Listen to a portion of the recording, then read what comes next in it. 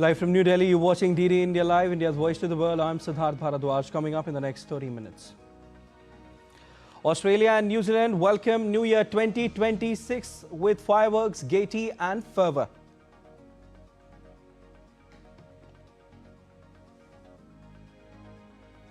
Former Prime Minister of Bangladesh, Begum Khaleda Zia, laid to rest following a state funeral. External Affairs Minister Dr. S. Jaishankar represents India at state funeral. Cabinet approves construction of 6-lane greenfield access-controlled Nashik-Solapur-Akkalkot corridor in Maharashtra.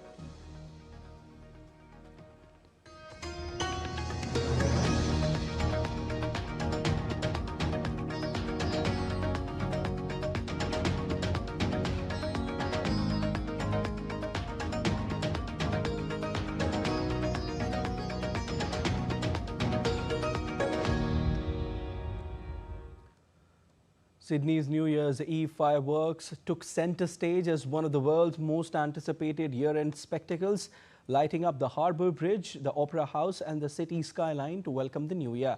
Tens of thousands of people gathered along the harbour off foreshore and on vantage points across the city. As one of the first major global cities to usher in the new year, Sydney's midnight display once again set the tone for international celebrations. Earlier in the night, organisers paused the festivities to observe a minute's silence in memory of the victims of the recent Bondi Beach attack. The moment of reflection was followed by a symbolic display of solidarity with the Sydney Harbour Bridge illuminated in white.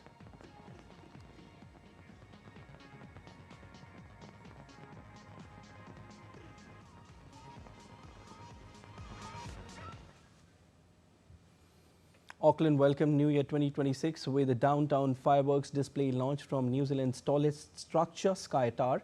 The 5-minute display involved 3,500 fireworks launched from various floors of the 240-metre Sky Tower. Smaller community events were cancelled across New Zealand's North Island on Wednesday due to forecasts of rain and possible thunderstorms.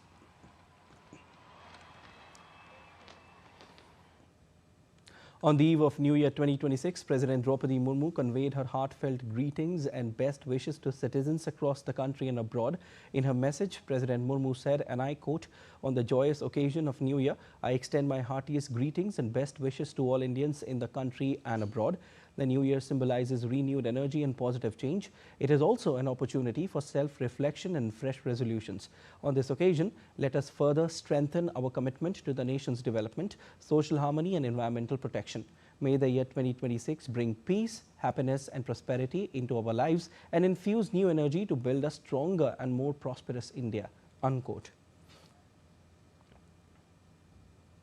The Union Cabinet, chaired by Prime Minister Narendra Modi, has approved the construction of the 374-kilometre 6-lane greenfield access-controlled Nashik-Solapur-Akkalkot corridor in Maharashtra at a capital cost of 19,142 crore rupees. Briefing the media about the cabinet decisions, Union Minister Ashwini Vaishnav said that the project will improve connectivity between key regional cities including Nashik, Ahilyanagar and Solapur, while linking major expressways under the PM Gati Shakti National Master Plan. The corridor is expected to reduce travel time by up to 17 hours and shorten the distance by 201 kilometers, enhancing logistics efficiency and economic growth in the region. Corridor बहुत important है। कई बड़े शहरों को और कई बड़े industrial centres को जोड़ेगा। नासिक, अहिल्यानगर, धाराशिव, शोलापुर, इन सब जिलों को जोड़ेगा। 2 साल में इसका कंस्ट्रक्शन पूरा होगा। 374 किलोमीटर का प्रोजेक्ट है और 19,142 करोड़ रुपीस का इसमें इन्वेस्टमेंट होगा। In a separate decision, the Cabinet also approved the widening and strengthening of a 243-kilometre stretch of the NH 326 in Odisha from Mohana to Koraput at a cost of over 1,526 crore under the EPC mode. Second project Orissa का है। National highway 326 Orissa के interior areas को connect करने वाला है। ये Koraput area है। ये वाला एरिया कोरापुट एरिया है। यहाँ से अंदर ही अंदर रायगढ़ होते हुए मोहना यानी आपके कोस्ट से काफ़ी दूर है, काफ़ी इंटीरियर एरिया है। इस हाईवे का वाइडनिंग और स्ट्रेंथनिंग आज अप्रूव हुआ है कैबिनेट में। माननीय प्रधानमंत्री जी ने आज कैबिनेट में इस प्रोजेक्ट को अप्रूव किया। 206 किलोमीटर्स का ये प्रोजेक्ट है जिसमें इन्वेस्टमेंट 1526 करोड़ रुपीस का होगा और ये गवर्नमेंट के पूरे इन्वेस्टमेंट ईपीसी मॉडल पे ये किया जाएगा। Minister of State for Information and Broadcasting, Dr. L. Murugan, officially unveiled the Government of India's 2026 calendar themed Bharat at 2026. The annual Government of India calendar for 2026 launch took place in the presence of other senior government officials. The calendar reflects the government's vision, themes and national priorities for the coming year. Addressing the launch, the Minister, Dr. L. Murugan, talked about India's strong institution and long-term vision. The theme of this year calendar, Bharat at 2026, our Honorable Prime Minister's vision, captures India at a moment of assured confidence. It reflects a nation that is secure in its identity, strong in its institutions, and clear in its long-term vision. India's Defence and Research and Development Organization successfully conducted a twin launch of Pralay missiles off Odisha. Fired in quick succession from the same launcher during evaluation trials, both missiles met all flight objectives confirmed by tracking and telemetry systems. Pralay is an indigenously developed solid propellant quasi-ballistic missile for high-precision strikes and multiple warheads. The tests were witnessed by senior DRDO officials and armed forces representatives. Defence Minister Rajnath Singh praised the launch for proving the missile's reliability, and DRDO Chairman Dr. Samir V. Kamath said it is now close to induction. Exercise Desert Cyclone 2 concluded with a closing ceremony at Al Hamra Training City in Abu Dhabi, marking a major milestone in the defence partnership between India and UAE. Held from 18th to 30th of December, the second edition of the India-UAE Joint Military Exercise brought together troops of the Indian Army and the UAE Land Forces for intensive joint training focused on urban warfare and sub-conventional operations. The exercise combined classroom instruction with realistic field drills aimed at enhancing interoperability and mutual trust. Troops trained in urban combat techniques, IED awareness, casualty evacuation and air assault missions. Hundreds of thousands of mourners gathered at Manik Mia Avenue in Dhaka on Wednesday as former Prime Minister and Bangladesh Nationalist Party chairperson Begum Khaleda Zia was laid to rest following a state funeral. Khaleda Zia's Namaz-e-Janaza was attended by Chief Advisor Professor Muhammad Yunus, members of the interim government, BNP leaders and leaders of other political parties. Foreign dignitaries, including India's External Affairs Minister Dr. S. Jaishankar and representatives from Nepal, Sri Lanka, Pakistan and other South and Southeast Asian countries were also present to pay their final respects. Her body was brought to the Parliament complex with full state protocol. Major roads across Manik Mia Avenue remained packed as Dhaka witnessed scenes of nationwide mourning. India's External Affairs Minister Dr. S. Jaishankar met Tariq Rahman, acting chairman of BNP and son of former PM of Bangladesh Begum Khaleda Zia, upon his arrival in Dhaka. The minister attended the funeral of former Bangladesh Prime Minister and Bangladesh Nationalist Party chairperson Khaleda Zia. The minister handed over to him a personal letter from Prime Minister Narendra Modi and also conveyed deepest condolences on behalf of the government and people of India. Cambodians welcomed 18 soldiers home after Thailand released them on Wednesday under a renewed ceasefire agreed by the two countries at the weekend. Authorities from both countries said, easing tensions after weeks of deadly border clashes. Now, as part of Saturday's deal to halt the fighting, Thailand agreed to release the 18 soldiers in its custody if the ceasefire held for 72 hours. However, the handover was delayed by 1 day after Thailand made allegations of ceasefire violations by Cambodia, which Cambodia denied. A convoy of buses brought the soldiers out of Phnom Penh's old airport as crowds gathered by the roadside to cheer and display Cambodian flags. China fired rockets into waters off Taiwan on Tuesday, showcased new assault ships and dismissed prospects of US and allied intervention to block any future attack by Beijing to take control of the island in its most extensive war games to date. As part of drills rehearsing a blockade, China's Eastern Theater Command conducted 10 hours of live fire exercises, launching rockets into waters to the north and south of the democratically governed island. Chinese naval and air force units also simulated strikes on maritime and aerial targets and carried out anti-submarine drills around the island. Named Justice Mission 2025, the drills began 11 days after the U.S. announced a record $11.1 billion arms package to Taiwan, drawing the Chinese Defense Ministry's ire and warnings that the military would take forceful measures in response. In latest Russia-Ukraine conflict, Moscow launched an overnight drone attack on Ukraine's Odessa region on Wednesday, damaging residential buildings and infrastructure. Ukraine said Odessa, a major Black Sea port, has been repeatedly targeted by Russian missiles and drones during the ongoing conflict, with strikes frequently hitting energy, transport and port infrastructure as well as residential areas. The attack comes after Russia accused Ukraine of having fired dozens of drones at one of President Vladimir Putin's residences. Russian Foreign Minister Sergei Lavrov said Ukraine had fired 91 long-range unmanned aerial vehicles at Putin's home in the Novgorod region between late Sunday and early Monday, all of which were shot down. And let's take a look at some other stories making news around the world. German police said on Wednesday that an investigation was underway following a robbery in German Sparkasse Bank during Christmas. Thieves used the holiday period to drill their way into the vault of the bank and make off with at least 10 million euros worth of money and valuables from customers' safe deposit boxes.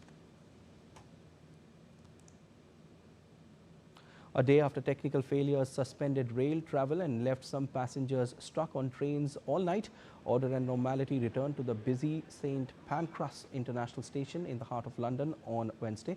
A power failure on Tuesday forced the suspension of travel through the 31-mile Channel Tunnel. A technical problem on the UK network in the evening compounded the misery for travellers, just as some trains were starting to run again, leaving some trapped aboard trains overnight.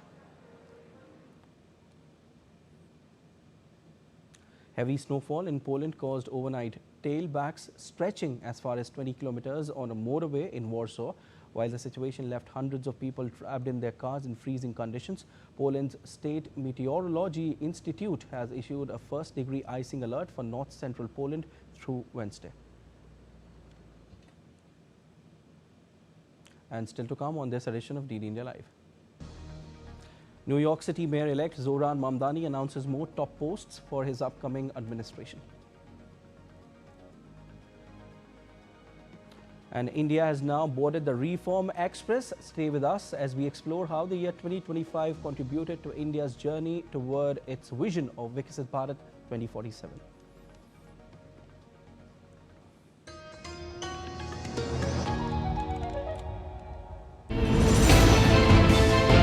Geopolitics and trade deals. Economic challenges amid development. Hard work and the path to prosperity. It's the economy always. Between walkers, money is what money does and says. Supply creates its own demand. Between the bulls pulls and bears tears. When supply chains globalization and India rises to the podium. We'll get you centered with the Economic Brief at 8 p.m. every Thursday on DD India.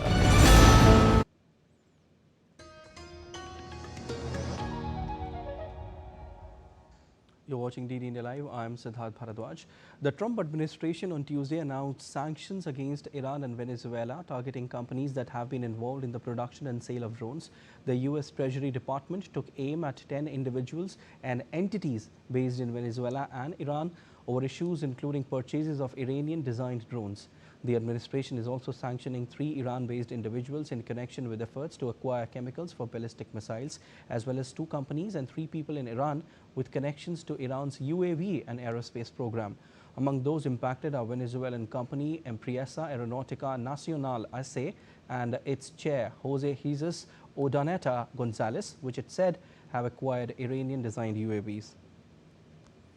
The new sanctions come as President Trump has ramped up pressure on Venezuela by imposing sanctions on President Nicolas Maduro and ordering military strikes on a facility he said was used as a dock for alleged drug boats. U.S. officials said the sanctions are intended to disrupt Iran-Venezuela cooperation that supports Tehran's military-industrial complex. Trump on Monday also warned to strike Iran if leaders pursue a nuclear weapon. Meanwhile, Colombian President Gustavo Petro on Tuesday said the United States bombed a suspected drug factory in Venezuela's port city of Maracaibo. In the social media post, the Colombian president suggested the facility was operated by the ELN guerrilla group, which partially controls the cocaine-producing Catatumbo region on the border of Venezuela. Petro's comments came a day later after Trump confirmed the United States struck a docking area for alleged drug boats in Venezuela. Earlier, Trump on Monday said the U.S. strikes happened in the dock area where they load the boats up with drugs. The Trump administration has been ramping up pressure on Venezuelan President Nicolas Maduro, accusing him of running a drug cartel and imposing an oil tanker blockade. Washington has also carried out over 30 strikes on boats alleged to be carrying drugs in the Caribbean Sea and Eastern Pacific Ocean, killing over 100 people. New York City Mayor-elect Zohran Mamdani announced more top posts for his incoming administration on Tuesday, less than 48 hours before his swearing-in ceremony. He announced Dr. Helen Arteaga, CEO of NYC Health Plus Hospitals, Elmhurst, as his Deputy Mayor of Health and Human Services. If anyone should hold the public's trust in the work of transforming a healthcare system full of disparities and fighting for New Yorkers who most need the services our city can provide, it is the leader who has guided this institution through moments of adversity and success. I am proud to announce that Helen Arteaga will serve as my Deputy Mayor of Health and Human Services. Guinea coup leader Mamadi Doumbouya has been elected president according to provisional results announced on Tuesday, and completing the return to civilian rule in the bauxite and iron ore-rich West African nation. The provisional results announced on Tuesday showed Doumbouya winning 86.72% of the December 28 vote, an absolute majority that allows him to avoid runoff. The Supreme Court has 8 days to validate the results in the event of any challenge. Doumbouya's victory, which gives him a 7-year mandate, was widely expected.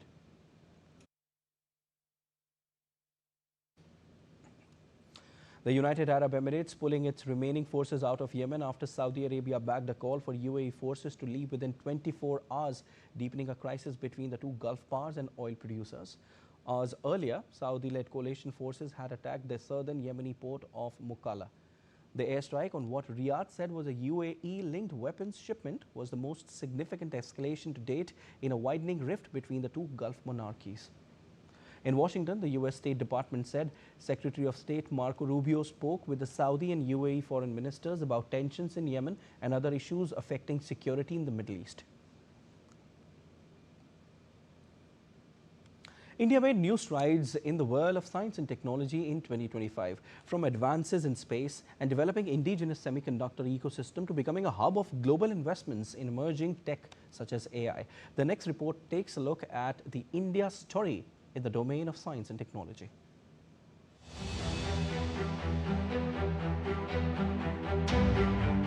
India is fast emerging as a major science and technology hub. It secured 38th position in the Global Innovation Index among the top innovative economies in 2025.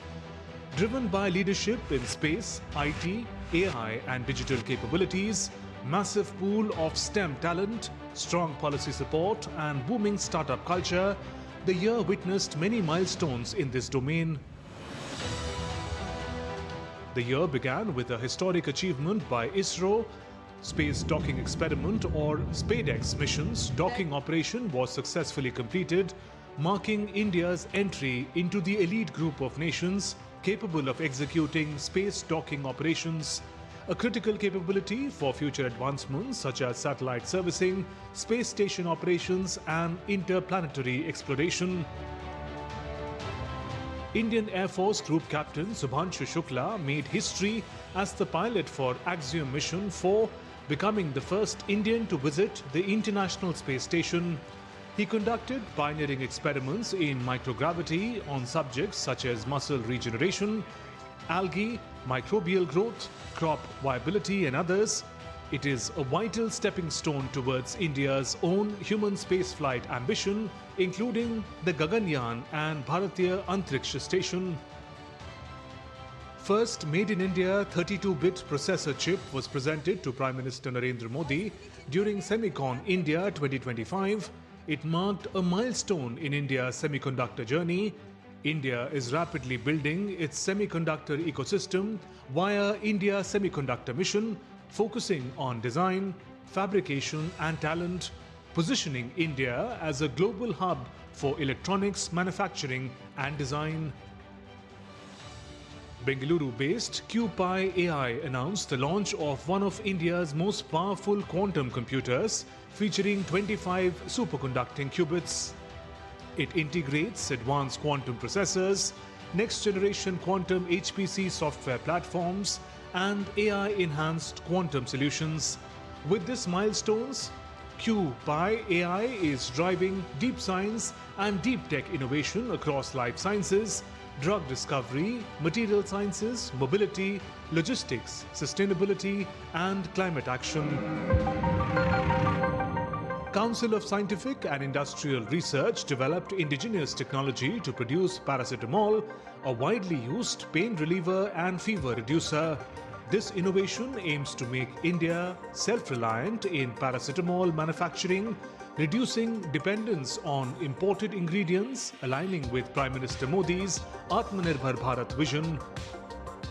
India has developed its own comprehensive genomic dataset through the Genome India project, sequencing 10,000 whole genomes from diverse populations to create a unique resource for personalized medicine, disease research, and developing India-specific genomic tools.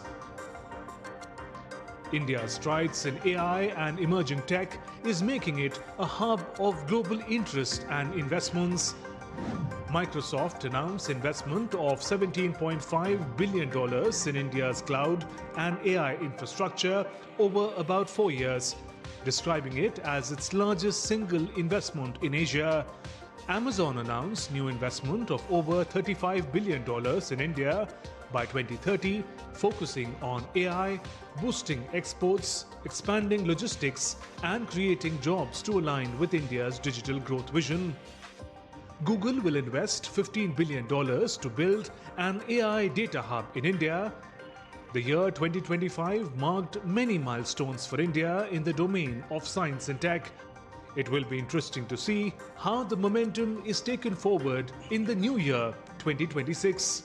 Shubhendu Ghosh for DT India. The year 2025 unfolded as a powerful mosaic of devotion, diplomacy, development and deep human connection. From Operation Sindhu to heartfelt moments with people to historic acts of civilizational pride like the Dhwajarohan Utsav in Ayodhya, they reflected India's soul in motion. Prime Minister Narendra Modi's journey spanned sacred temples, border regions, major infrastructure, milestones and people-centric programs. Take a look.